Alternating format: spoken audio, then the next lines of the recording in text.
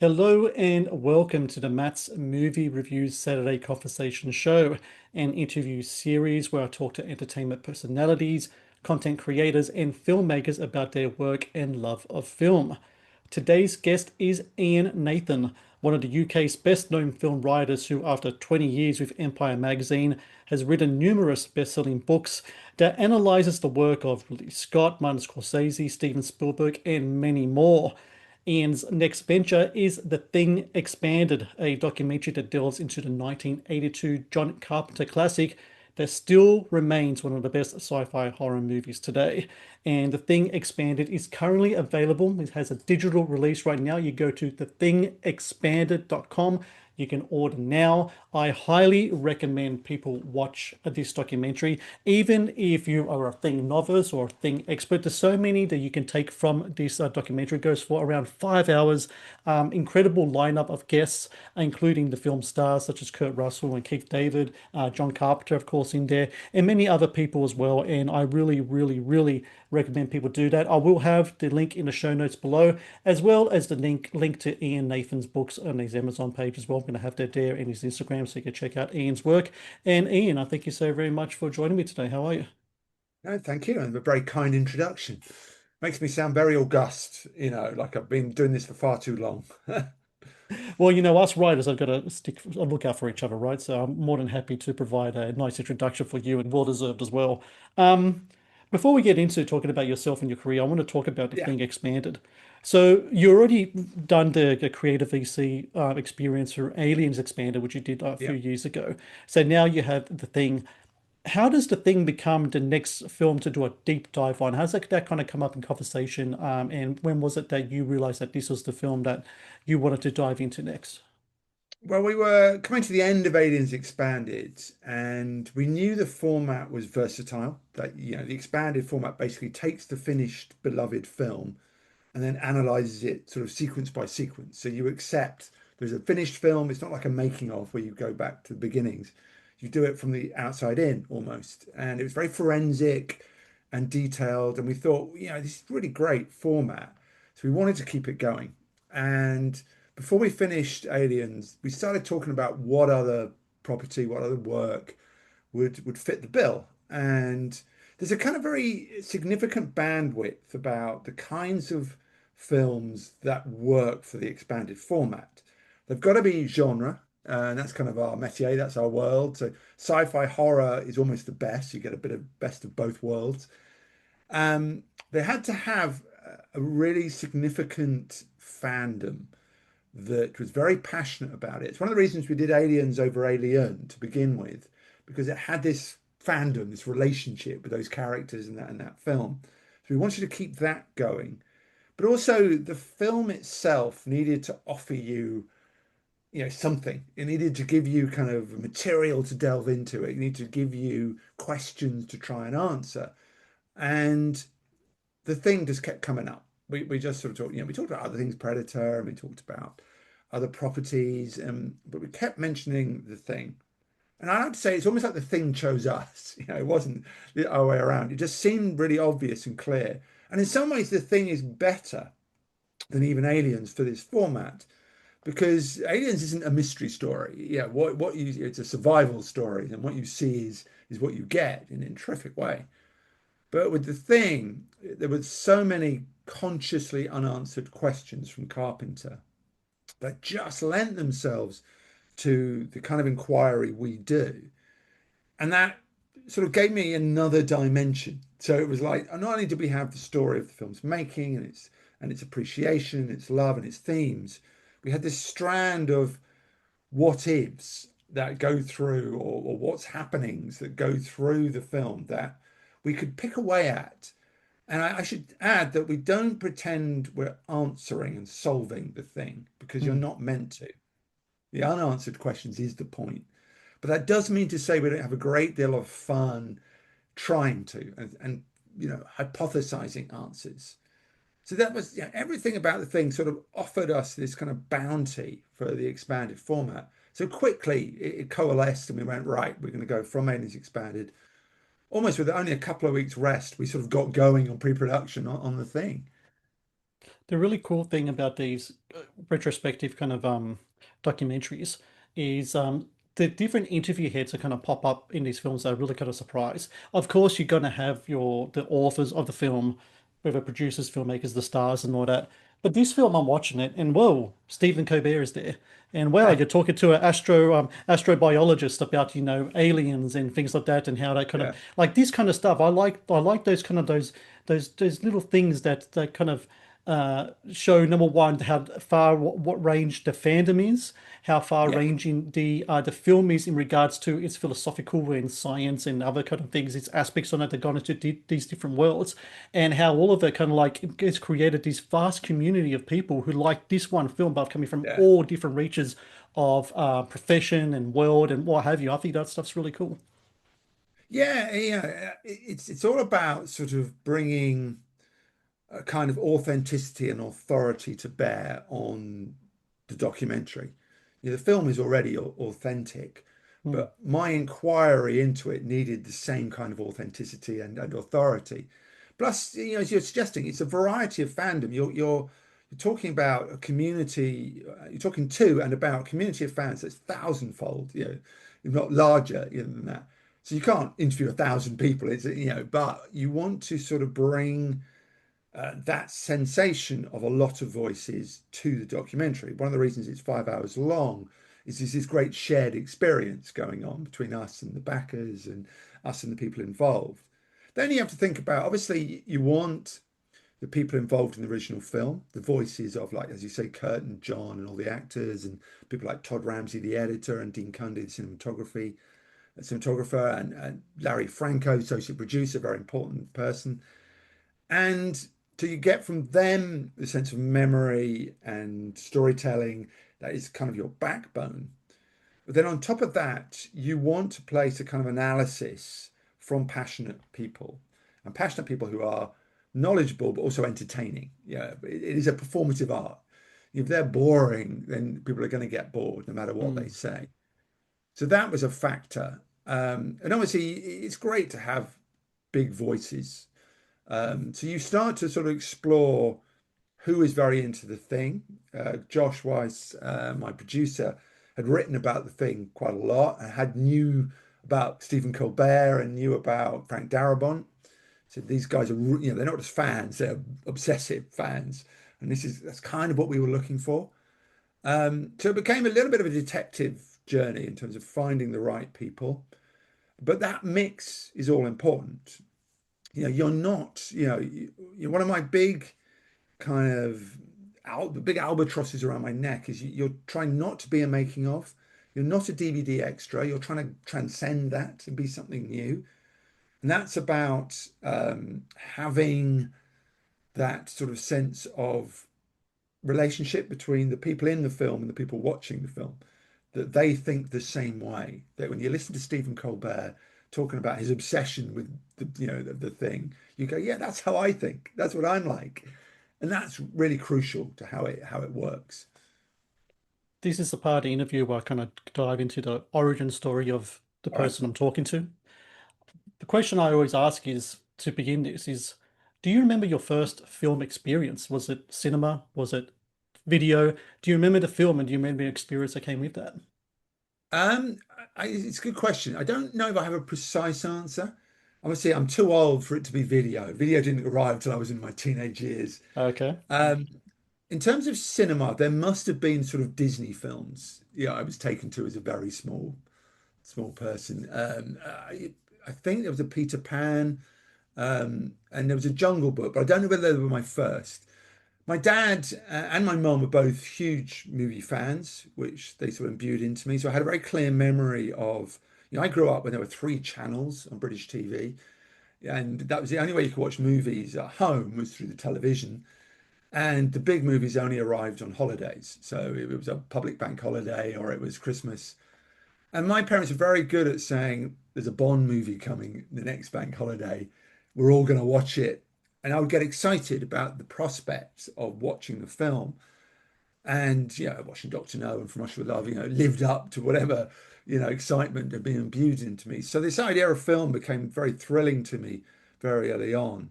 And then my dad took me to Star Wars in 1977. It took me to Close Encounters, Empire Mm. Strikes Back.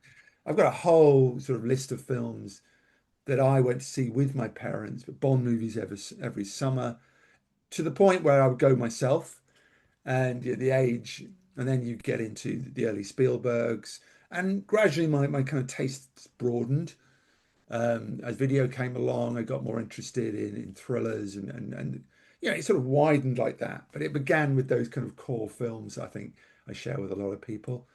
That I saw Star Wars when I had to sit with the seat pushed back so I could see over the head in front of me because I was Right. so small, and just saw this spaceship fly above my head onto the cinema screen and didn't know you could have that kind of experience. I thought, well, what, where, I want to stay here in this cinema and continue having these experiences. So transformative. But the exact one, the first one, I can't remember. Do you remember when the idea about writing about film or at least analyzing film was something that came to you? I mean, when we all of us, it all starts with just watching Yeah, them, and then something clicks in some people where we're like, well, I want to know more about that and I want to share what I know about that and I want to, have that put that out there, whether it's as an occupation or hobby or whatever. But what was it for you that where you yeah, were like, I want to share my thoughts on this film? And when was that kind of like the part of you that said, I can do this, I can do something with yeah. this? It's really interesting. There must be a point in our lives where we kind of wake up one morning and think, not all films are great. You know, Mm, when you're up to about the age of 10, everything's brilliant. You go to see it at the yeah. cinema and it's huge and you're like, oh, it's all, you can't see anything but greatness. And there must be a point where you wake up and think, well, that was better than that. And you start thinking about why was that better than that? So that another part of your brain wakes up. And I think mine woke up and grew and grew. But obviously, when you're at school in the 1980s, there's no file in the careers room that says film critic or film writer or film journalist. It was journalist, it was news journalism. Otherwise, you were channeled into the usual: be an engineer, be a scientist, be a lawyer. Um, so I didn't really conceive of what I do as a job until I was at university. So avid film fan, and I did environmental biology and was very bad at experiments. Couldn't do the math, always going wrong. I had to make up my results. But I was very good at essays, and that side of it made sense to me. And I did go to another careers office there, and they said, "How about scientific publishing if you can't do the other stuff?" And they said, "Why don't you get some experience in the student newspaper?" And to cut a long story short, I arrived at the student newspaper, and the entertainment editor, had just stormed out for complicated reasons. And the editor basically said, "Can you fill that desk for a couple of weeks to help me out?" And I just stayed in that chair. I'm pretty much Mm, still in that chair. I sat down and went, "This is it." I sort of gave music and dance and all those things to other people to do, but I did film because I knew film. And I really started to get very excited about the idea of writing and expressing my opinion on films. And yeah, that was an evolution. My early reviews are a little bit, lumpen. They're not great, but you evolve as a writer. yes. Um, and I came out of university with a kind of new sense of will that I'd never had, that this is what I want to do, and I'm going to find a way of doing it. I think my parents were very confused because they didn't think it was a real job. And I'm Mm, not sure they still think it's a real job. They're amazed I'm still doing it. Um, but I got into newspapers, local newspapers, and then met people and sort of started contributing to magazines. I worked out how to get onto the screening lists in London and began a slow process that took me to Empire Film Magazine, which was a staff writer job. Stayed there, as you say, for over 20 years, became editor and executive editor. Became very established as a magazine maker, but film was obviously my subject and my passion. And from there, I went into books, and from there, documentaries came along. I've done a bit of TV presenting and talking head stuff as well. So everything kind of evolved. I once did a different pod about my career, and it's very well described to me as, your kind of career path, looking forward feels like a jungle you're hacking your way through and just mm, surviving and figuring out as you go along. But if you turn around and look behind you, there's a path. that can now exists. And I think it's a very good metaphor for like what it feels like. I'm not saying I had great plans. I did kind of make it up, rather like Indiana Jones. I made it up as I went along. But there was something driving me, and obviously it was a talent driving me, and an ability to sort of get to places driving me. And it's been fantastic. It's just been an incredible experience. But it's always the next thing. Yeah, it's the shark that has to keep swimming. I love when I complete something, but my mind sort of goes, right, what's next? Because the next thing can be better than the last. And that's what keeps you moving. Absolutely. Persistence and work ethic. That's what it always comes down to, right? So, And pragmatism, I think, as well, because I meet a lot of writers and students, and I always try and say, look, yes, you're a poet, yes, it's about art, and yes, it's about expressing yourself, but it's a job, and mm, it's about earning money and understanding commercial enterprise. And if you want to write for magazines, your first thought has to be, how do I help them sell more magazines? Not what do they do for me? right. You've got to think in those terms, rather than this kind of rather sort of pretentious expression of the soul. That's there and that's in the background, but it's a practical endeavor. It's a job as much as anything else. The Matt's Movie Reviews YouTube channel is brought to you by TeePublic. TeePublic is the world's largest marketplace for independent creators to sell their work on the highest quality merchandise. With over 1.2 million designs, TeePublic is sure to have something you'll love. I want to move on to this game I Yeah. like to call Choose Between Two. Okay. It's pretty much what the title is. I'm going to give an option of two things. All You right. can answer them, expand on it, or you like. So the first one, Okay. so The Thing was the first of this trilogy that Carpenter made called the Apocalypse trilogy, right? The other two entries, Prince of Darkness and In the Mouth of Madness. Between Prince of Yeah. Darkness and In the Mouth of Madness, which of those two do you prefer? Prince of Darkness. It's Very cool. I like In the Mouth of Madness, but I think Prince of Darkness is still sort of part of the great Carpenter era, the sort of that period from pretty much Elvis through to Prince of Darkness and that stage. There were still great films to come, but I think that's the classic Carpenter era. And I like it. It's got a great paranoid thread. I love the way Carpenter sort of throws horror into a very real context. He's a realist in many ways, and what he does is he bounce supernatural off that kind of sense of realism, and I really enjoy that. So, and Prince of Darkness it's also got some crazy ideas in it Yeah. that kind of excite me, the gloopy stuff and all that, and a great cast. So yeah, I think I'm a Carpenter traditionalist, so I'll go with Prince of Darkness. Next one is a battle of the box office titan filmmakers, Steven Spielberg or James Cameron. Oh God, these are horrible. I'm always say I'm quite poor at these because I'm greedy. I want to have it all. I want Spielberg and Cameron. I think I only say this because you look into your heart and you say, well, how do you grow up? And when I did recently did a book on Spielberg and I watched all the films again in sequence, and I realized that was my childhood. From Close Encounters, through the Indies into my teenage years.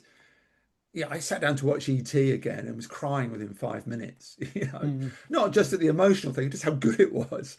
And so I think I'll give it to Spielberg because of that, but I don't dismiss how important Cameron was as well in that mix. But he came slightly later. Next one. This is a battle of the movie stars. Yeah, Kurt Russell or Bruce Willis? Kurt Russell. Yeah. I love Bruce Willis. Die Hard I think is terrific, but I'm a huge Kurt Russell fan. Not just The Thing. I think he's greatly underrated. I think you see him in a movie and you just know he's going to elevate it in some way, even if it's Captain Ron or Overboard. He's really funny. And then you see him in something as intense as The Thing, or Miracle, the great ice hockey movie he did. Yes. And you just think he's so charismatic and so compelling that, I think he's just a great force in movies. Next one. You're watching a movie. It's a genre film. What do you Yeah. prefer to see? Practical effects or CGI? Well, I'm a man of a certain age, and practical effects still work for me. I can see the advantages of CGI. I love the Lord of the Rings films and wrote copiously about them. And I think that is the perfect marriage of practical and CGI. I think the things you can't do practically, they did beautiful CGI things. But there's something about the presence of something before a camera that's different. That light falls on it in a way that's tactile and alive, that actors react differently, I think. And the beauty of the thing and the thing special effects is they are present and their strangeness is present. And that has a very kind of primal kind of way of evokes a very primal response from us that I'm not sure CGI does. So I'm a practical guy all the way. Last one. You're at the cinema. What's your go-to snack? Popcorn or candy? I do. I'm not a big popcorn guy, shockingly enough. It's fine. I don't hate it, but I'm not particularly. I don't need it when I go to the cinema. I don't tend to eat in the movies, but if I do, Milk Duds I used to love. I'm kind of very you know, strict and almost in a religious way about the cinema experience is a transportive one. You sit in a darkened room and you enter the film. I hate all these kind of outdoor cinemas, cosplay, movie watching, sing-alongs. That's all completely antithetical to me. Yeah. You have to be in the film. The cinema is the vessel that takes you into the film in that darkened room, and you're meant to tune out everything around you, vaguely aware of your fellow watcher. Um, so I'm that kind of person that gets a bit annoyed at slurping drinks and unwrapping of sweets. It's all part of the experience, I know. I don't shout at anyone, but I'm not a big sort of eater. I'm very pure about watching a film. I want to talk a little bit about your time at Empire. Yeah, When I first started doing this thing was back in 2006. And so I yeah, got the tail end of what was, when magazines were like a very much a prominent thing, like in society and news agencies and such like before. So it was before YouTube, before social and yeah. all that. The The dark internet was ages. around, of course. But Yeah, when I started writing, I wrote for free for anyone who'll take me. And then from that, I gained the experience and I started pitching the magazines everywhere. yeah, yeah, And to this day, the best feelings I had, like of reward from the work that I've done, no matter who I interviewed or how many clicks or what have you, is when I pick up a copy of a magazine and I know my article's in there and I shuffle through the pages and I open it up and there it is. There's my name in the byline, all that kind of stuff. I've kept all my stuff. I haven't chucked any of them away. And there's something about getting a physical, like you've seen your stuff in a physical form, that just resonates to me. I don't know, probably just, my age as well in regards to that kind of stuff. Because when I grew up, I read the Empires and the filmings and the yeah. total films in those magazines, and now I'm part of those kind of things. Do you still feel the same way as well when it comes to your writing, I suppose? Like when you did things for a magazine and the magazine came out and it was a published work and it was everything else, and you can feel the crease of the page and everything like that. Is that something that Yeah, still kind of yeah. resonates to you more than, say, doing stuff on a Substack or a Instagram or anything like that? Oh, completely. I always say, yeah, I like to think we have a relationship with paper, as human beings that's still kind of there. Maybe it will disappear in future generations. I don't know. But I can't read a Kindle. I can't listen to books on audio. Obviously I can, but I don't like to, Yeah, neither. because I have this relationship with a book or a magazine that's about holding it. A joke I always kind of give when I do talks to students is like, can you imagine this kind of conveyor of information that you can take anywhere that doesn't need power? The battery will never go down. You read it on the loo, you read it on a plane. I said, it's called a magazine, and they're like, oh yeah, it's and there's something I find it easier to read on page. So yes, absolutely, I am a traditionalist in that sense. I understand the way culture has changed. Um, but the delight in seeing your name in print never goes away. I mean, I'm sure you experience this a bit. There's also a little bit like there's a kind of point I think when you hand a piece in or you finish it that it reaches its sort of zenith, and when you see it in on paper, it's just slightly underwhelming. Hmm. It's just like it's gone through something. So all its potential has gone. It's finished. And I find that a slightly strange experience. Like when the books arrive, I usually get early copies. And I flick through them and I put them down and rarely open them again because there's something a little bit deflating about the end of it. And it never looks quite as good as it was in your head. But often when you go back to a book or a piece a few years later, when you've sort of forgotten the journey, it comes to life again. So it's a funny experience, but yeah, there's an absolute thrill in seeing my name come up at the end of the documentary written and directed by Nathan. It's completely surreal. It's like if they got the right person, is that me? But at the same Mm. time, watching the thing expand or Aliens Expanded, I'm still kind of tormented by stuff I want to change and I don't think are quite there. There's a kind of cliche that you don't finish a film, you get dragged away from it. And I think I've come to learn that's true of everything. I'm not one of those writers who finish a piece and just hand it in. It's done in one go. I fiddle and fiddle until I have to hand it in. It's just sort of my nature. So yeah, it's a funny experience, but absolutely, it's a wonderful thing to see your name against something. Even like, occasionally, I do pieces for Empire still, and I pick up the magazine, I flick through and go, oh yeah, and by Ian Nathan, it's kind of like, yeah, it's great, to be in this place where I've got to. Yeah, I would love to go back and meet my younger self and just show him and say, look, because when you're striving, you can never dream of the things perhaps you get to, but always a thrill. Yeah, You're an incredibly prolific writer. I mean, your books, I mean, your iconic series and things like that. It's like, it's incredibly impressive just looking at your bibliography and just sort of work you've done. On top of that, the Empire work and everything else. Um, you mentioned before about your evolution of what your reviews kind of were like. What about the way that you approach writing? Has that been an evolution as well, or is it the way that you approach writing at the beginning still the same way you do it to now? Because for myself, I yeah, always write and always will write on paper. I have yeah. pads and books and everything. I need to write it by hand first. That's my first draft, has to be by hand, no matter what type of, if it's a review or a feature or whatever. I have to do it that way. I don't know why. It's just something that kind of resonates with me. And it's always been like that since the beginning. I don't know just how I am. What about yourself? Is there ways that you wrote previously that have changed, or has it always been the same kind of way that you've always approached writing? I think it must have evolved. I think style evolves. Again, a piece of advice I always give is that you're as good a writer as you are a reader, and if you're an athlete, you have to train to race, and if you're a writer, you have to train to be a writer.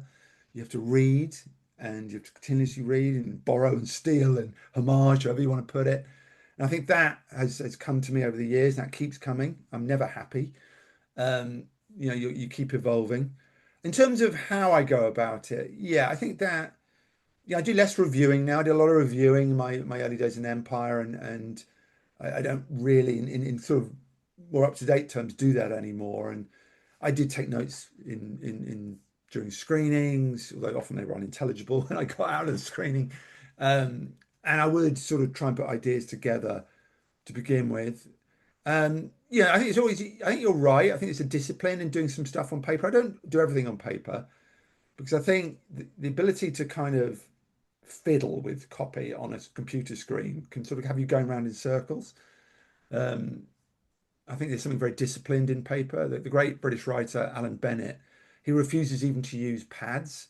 He Hmm. does things on backs of envelopes and available scrap paper because he said it sort of almost enforces a discipline that stops you overwriting. You've got the space of the back of an envelope to do this, whatever you want to do. And there's something to be said for that. Yeah, I like to have notebooks. I've got notebooks all around me now because if I have scrap paper, I lose it. I'm like, I write a really good thing down on it, but it's what's become of it. I have piles everywhere. So notebooks at least give me, a location. But it does come to the screen eventually. It does come to typing and finding the words. And I do think part of it, I don't know if you feel this, but you know, part of what you're going to write happens when you write it. I know what I'm writing about, and I do the research, and I have a sense of structure that I'm going to follow. But what exactly I'm going to say about something sort of happens the moment I start typing, or the moment I start writing. Um, but one thing I think has stayed with me and has evolved in terms of quality is that I was taught very early on at Empire that, it's about being a film goer. That's what Empire is about. It's about watching films. It's not about making films or being part of Hollywood or being a celebrity sort of columnist, or it's about what it's like to watch films. And then from that, you draw the points you want to make and the experience you want to give. And that stays with me. So when I make the thing expanded, it's about watching that experience of watching the thing expanded that we can all relate to. When you write about Lord of the Rings or Alien or any of the big films I've written about, ultimately it's about what is it like to watch it and why it has this effect on us. And that has been sort of central to everything I do right from the beginning. How much does environment dictate the quality of your writing? Do you like to write in specific places or during specific times of the day? I know for myself, I'm not good at doing stuff and I can't write at night. I just find myself kind of tired from the day and I can't get that Yeah, yeah, yeah. mindset. I'm good in the morning, afternoon. Lately, I've been going outside more to the park, backyard. I don't know, something about just having the sun on me or what have you. Yeah, Just kind of changes kind of like the way I do my writing. When I'm inside like my office space that I got here, and I got a table set up, I got all my stuff here, but I just find that I find it kind of constrictive in a way that I can kind of approach the stuff I want to tap into. That thing that you talked about before, it's like, what am I going to write? I don't know, being outside yeah. lately just has been something that kind of opened up for me. And this is a very new thing. I've only been doing that for a month, and I found that I've been more prolific in that last month than I have been, say, in the last 3 months or so. Does environment dictate any way how your quality of work is? Yeah, I mean, time of day does. Like you, I'm a morning writer. I'm at my best probably from about 8:30 through to lunchtime. Probably a lot to do with coffee, kicking the brain cells into action. That after lunch slump always hits me where you're just kind of everything's a bit harder. I've written a bit at night, but I'm not like you. I get tired and I don't think it's the best time. I also have a process of I have a notebook when I watch films. If I'm writing about a director for an iconic book, I will have the notebook with me all the time. And then if I watch whatever films I'm watching, I just start putting thoughts down. And I don't mind how random they are. They're not meant to be a coherent piece. They're just kind of stuff you can feed off. So I like doing that. And I've taken also to having a small notebook. I like to read first thing, before I even get to my desk. I make a coffee and I'll read, not just film books, but non-fiction, fiction, all the things I'm into. I have about 3 or 4 books on the go at any time. And as I read, somehow that starts fueling the writing. So I'll read something, then another thought will come to me, and it's good to have the notebook there because that thought can dance away as quick as it comes. So you kind of write it down and get there, and that really helps. I haven't taken up the outside thing, partly because I live in, in Britain, and Mhm. maybe although we do get good summers, it's not quite as easy to write outside. Odd things. Anyone who knows the creative process knows it's a mercurial beast. Yeah. I get great ideas in the shower. I get great ideas when I'm walking, strolling along the street and you're thinking about whatever you're working on and something a Do great you, thought occurs to me. sorry to interrupt, just in that whole Yeah, thing about getting ideas in like random places, do you keep anything on you? Notepad? Do you record? Do you use a voicemail on your phone? Do you do anything like that to jot those ideas down, or do you try to keep them in your head? it does depend on the situation. I do most times have my bag with me, a sort of classic shoulder bag and a notebook in it. Um, Though you can look like a right mad person, a madman sort of suddenly pulling out your thing and writing them down, putting it away again. There's a bit of that, but there's classically you can have a great thought when you're going shopping, so you haven't taken anything with you, and you're like, damn, I got nothing. You try and lock it away in somewhere that will keep it there. It does sometimes work. There's no rule, as it were, and I think you need to open yourself up to inspiration being something that is going to come when it comes. I don't know if you feel this, but I have kind of good days and bad days.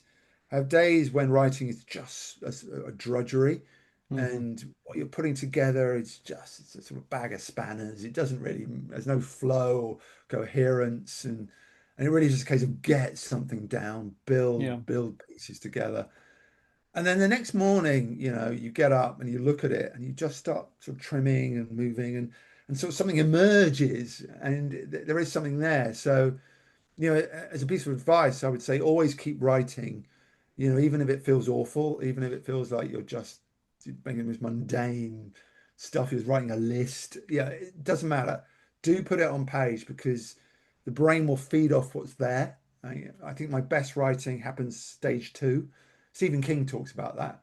The first draft is often an ugly creature, and the second draft is the one where the kind of style comes to life.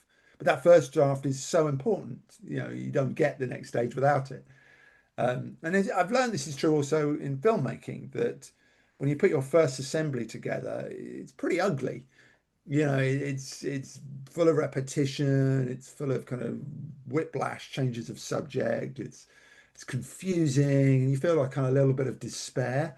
You think, what is this claptrap? And then you refine it. You start going in and moving things around and cutting pieces and shape emerges. But you've got to go through the ugly stage, I think, unless you're some kind of savant genius. I think John Updike claimed to pretty much came out fully formed onto the page, Mm. um, which I can't even conceive of. But yeah, otherwise, I think it's a process writing. It's not I've written a sentence. It's I've written a sentence and I've changed it, I've adapted it, and I've gone back again, and you find it gradually.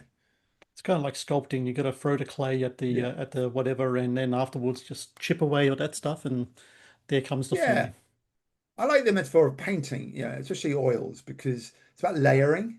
You sketch and then you put an outline, and often you look at it at that stage and go, "Well, I kind of see what it is."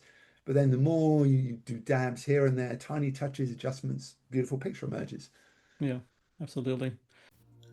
The Matt's Movie Reviews podcast is brought to you by Amazon Prime Video. One of the best on-demand streaming services available, Amazon Prime Video features exclusive Amazon originals as well as popular movies and TV shows. Watch Amazon Prime Video anytime, anywhere. Let's talk a little bit here about a game I like to call rapid fire questions. It's in the Okay. title. I'm going to throw questions your Yeah. way.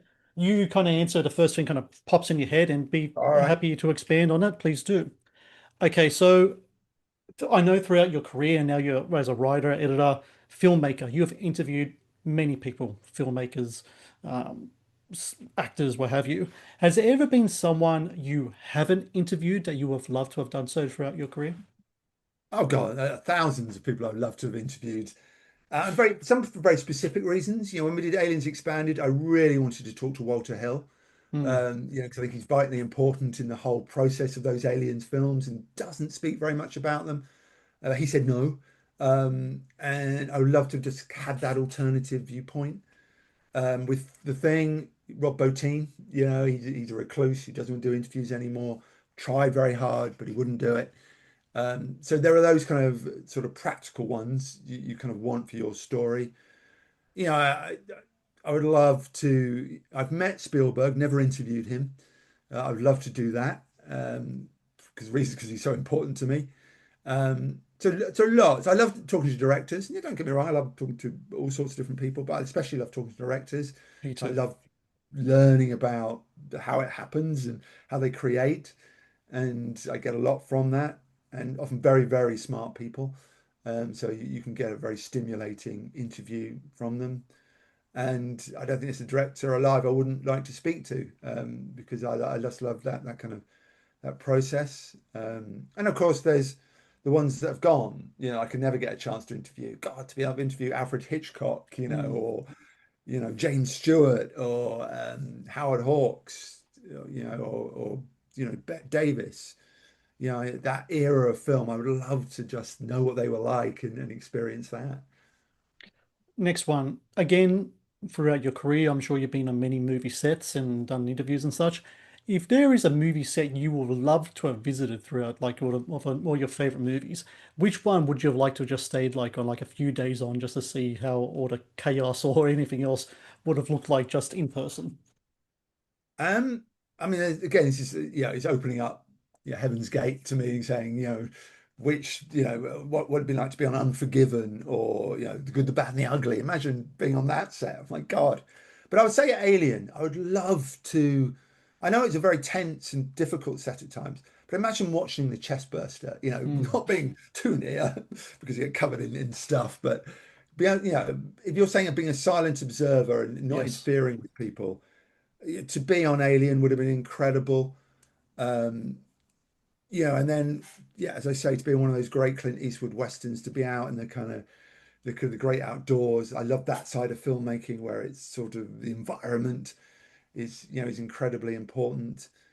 So, God, and I'm sure I could come up with 1,000 others because just I love being on sets, and I always say this to younger journalists at Empire.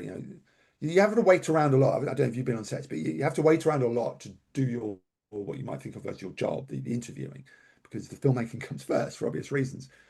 And but I always say there's never a wasted second on a set.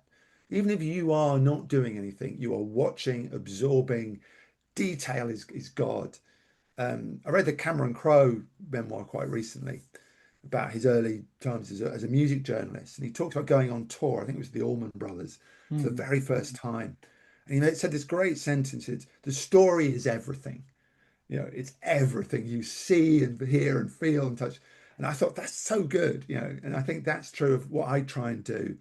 It's the story is everything. So if you're writing about a film in immense detail, it could be what the caterer's doing as much as it's what James Cameron's doing. It's that texture to me is the delight.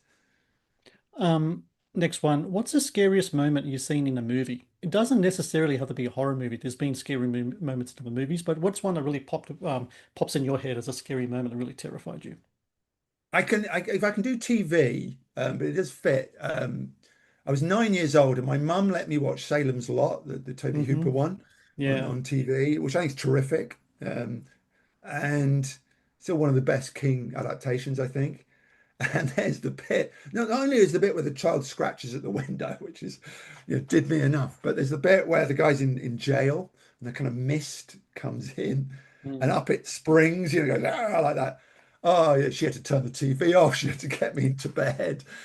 She could see my face. It was like, and that stays with me, that moment. Yeah, I've watched it again a few times, and obviously it doesn't quite grab me as it did then. No. Um, Yeah, but I think there are other things, that's scared. But I think there are traumatic moments that stay with you. Bambi is traumatic. It's Mm. a film about trauma in many ways. That just affects you and stays with you. In ways that are kind of corny, but absolutely true. The child catcher from Chitty Bang Bang, it's scarier than any slasher movie I've ever seen. I think it's the moment, if you are probably from 8 to 12, and your imagination is really beginning to sort of form, those are primal things. When you watch Wizard of Oz and you meet the witch for the first time, that's a primal thing that sort of switches into your psyche and never goes away. Whereas I think maybe some of the later scares, as good as they are, you've got defenses and you're ready for them and it's a movie and all those things. So I find it's those initial ones that really trigger me. Last one for rapid fire, and this is possibly the most important question you're going to hear all year. All right. Pineapple on pizza, yes or no? Yes, it's not my first choice, but I quite like it. It's the mix of sweet and salty with the ham or the bacon is kind of interesting. So I've never had a problem with pineapple on pizza. You are wrong. Continuing on. I jest. I just want to talk about now there's an evolution in your career that I can see in regards to your writing and such, but now we're into the filmmaking evolution with these Yeah. documentaries that you're doing. Aliens expanded, now the thing expanded. I'm sure, like you said, you're always thinking of the next thing. I'm sure you got something ruminating in your head now about the next one. Was that something you always want to kind of tackle, filmmaking, especially documentary filmmaking, taking what you do with your books and what you did with Empire and putting it into film format? That something you always wanted to try on? To be honest, it wasn't, and it came a little bit as a surprise. Robin Block, who is my executive producer, who runs the company Creative VC, as you Hmm. know. Yes. He'd known me as an Empire journalist. He'd known me as an author, and I'd done some talking head stuff in some of the early Creative VC docs, in Search for Last Action Heroes and In Search of Tomorrow. I'm on Mhm. those two, and so had met me and was impressed enough with how I responded to just being questioned. And it was his idea. He likes, in terms of what Creative VC do, he likes the idea of bringing storytellers like journalists to filmmaking rather than using filmmakers, pre-existing documentary makers who will probably, have a lot of pre-existing ideas and ways. And I think what Robin likes to do is mold his storytellers. But I was a little shocked when he said it to me, and I said, "Are you sure?" And he went, "Yes." He goes, "I know you've got all the skills. The kind of the visual ones will come. You probably have them already. You just haven't thought about it in those terms." Mhm. And there was a learning curve in terms of, on a page, you have a lot more control. If you want to change subject, you simply start a new paragraph or a new chapter. With the visual medium, especially without a voiceover, and neither Expanded has a voiceover, you have to kind of insinuate new subjects using music and visuals and subtle changes of talking head. I had to learn that. I had to learn that less can be a lot more in terms of documentary making. I had a very good editor, Samuel Way, who would go too much information in, too much, because my writer's instinct was to have three people, express a viewpoint or a similar viewpoint, whereas actually one will do the trick. There's a beautiful point when you edit a doc where you remove some stuff and somehow it gets better. It, Mm. it gets more comprehensive. It's kind of paradoxical. You kind of take a couple of quotes out and it flows better, and the point is made so much clearer. And in that clarity, it seems to be more emphatic. And I've learned about sort of the idea that ins and outs are very important and don't hang on too long. Even though these documentaries are very long, the individual points are quite quick fire. They're quite, we don't dwell on the history of John Carpenter for a huge amount of time within the thing. You've got to get moving because we're following the timeline, and that kind of urgency is what makes them hopefully not boring. You keep the whole thing moving. So it has been a very significant sort of learning curve about how, I mean, some things stay the same. You're still telling a story. You're moving your reader or your viewer through it in ways you think will work and keeping them interested. But I learned with documentaries, one thing my editor said to me, he said it's a vibe thing. And what that means is you don't necessarily have to underline your point, whereas you do sort of on a page. Why am I saying this? This is my example. With the documentary, you suggest and let the clips and the talking head leave a question mark in the viewer's mind.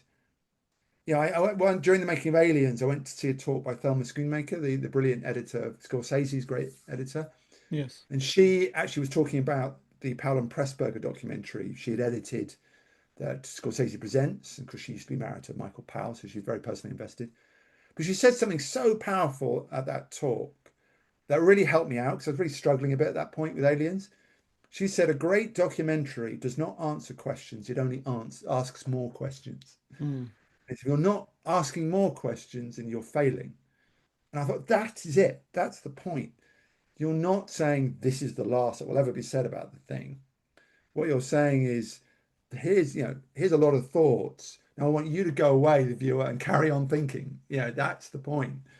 Is that if I've settled things for you, then I've failed. What I need to do in the viewer is lead them talking and feeling and thinking ever onward, because in a sense you don't want those answers because that stops it in its tracks. It's about an ongoing thing. And I got to say, the thing Expanded did that with me. I was watching that documentary, and I've watched the thing so many times, Yeah, yeah, and I've seen other documentaries and everything as well. And there's things that come up with these kind of retrospective documentaries, these really long form ones, that you're just yeah, like, wow, I never thought of that, or I never knew that, and stuff like might be like a casting tidbit, or yeah. even things as crazy as, and this is going to sound really stupid coming from me. I'm sorry, but a character in the movie has a nose ring. I never Yeah. realized that until it was brought up in the documentary. Does I that sound, know. I don't It's know so if it's much like that. if it's me, But I've watched it a million times. Maybe I never even thought our character would have a nose ring in the middle of in this movie or what have you. But I was like, oh yeah, he does have a nose ring. I never And isn't it realized that. brilliant that it's never explained? No, Isn't, they don't stop to go, oh yeah, this is I got this nose ring back in the war and I did this, yeah, that. It just suggests something. It's what's brilliant about Carpenter. It just suggests he's a bit eccentric, that he's a hmm. bit off kilter. Even though he's a doctor, Copper has got something about him that's a little bit hippie-ish, a bit odd, it's a bit off beam. And I love those touches. They sort of hint rather than say. Well, that's what I love about these kind of documentaries as well. And the Yeah, thing expanded. I got to say, I absolutely love this documentary, and you did a great work here. For everyone out there listening, please go to thethingexpanded.com. Order your digital copy now. Highly recommended. Really is. I mean, just the way it was all put together. I watch a lot of the retrospective documentary stuff. Some of them work, some of them suffer from some of the things you're talking before about lingering too long or maybe too many people saying the same things. What I really enjoyed about your movie is the flow. There's a yeah. lot of information to take on, but it flows well. That's what I really dug about it. I mean, I was watching it and I just couldn't stop watching it. I think because the flow was so good to it. I think a I think lot of it has to come down to your there's editor a as great well. advantage in being tied to the timeline of the film. So Mm, the film sort of pulls you along. So you have this kind of rule about we can't sort of go too far away from the timeline of the thing and lose people. And my editor is very good at it, goes back to the timeline now, back to the time. Remind the viewer where they are in the film. So your part of your brain is going, okay, I'm this far. I'm at the dog sequence. Somewhere in the background, sort of, it's this kind of version of the things playing on a screen, and we're right. all having a chat over here. Yeah. And it plays obviously over a much more extended period of time, but it's constantly playing, and then you turn back to, oh, yes, this is where we are. Do you remember this Mm. bit? And then you draw from that. That idea, I think, really pulls you along and sort of helps, and it sort of makes it feel like, oh, I know where we are. So you never feel lost. It's kind of really, it's a powerful idea. It is, and it works really well. And again, everyone out there, thethingexpanded.com. I will have the link in the show notes. It'll be right at the top, and also the link to Ian Nathan's bibliography here at Amazon. So many great works here as well. And I see you got some things coming out too. You got the Christopher Nolan icon filmmaker Yeah, coming out that's in not an June. update. Yeah, Yeah, June, and then you got the Sofia Coppola October 6th, 2026 as well. But you got the other ones here as well: Del Toro, Scorsese, Tarantino, Burton, Lynch. I mean, all the great Mad Max, which is great for the yeah. Aussies right there. Yeah, I mean, just terrific stuff here, Ian. And I just want to say, look, thank you for your time today, and congrats on the film. I hope A everything pleasure. goes well with the thing expanded, and I can't wait to talk to you again in the future. It'll be a pleasure. Okay, thank you very much. Thank you for watching the Matt's Movie Reviews channel. Please subscribe for more reviews, podcast interviews, and exclusive content.